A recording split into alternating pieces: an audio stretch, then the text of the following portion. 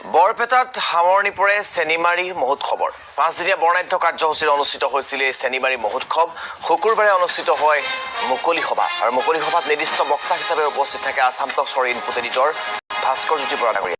চেনিমাৰী সমাজখন এখন বিশুদ্ধ অসমীয়া সমাজ আৰু চেনিমাৰী অঞ্চলৰ প্ৰথম পৰিচয় অসমীয়া বুলি মন্তব্য কৰে সভাত উপস্থিত থাকি ভাস্কৰজ্যোতি বৰাই।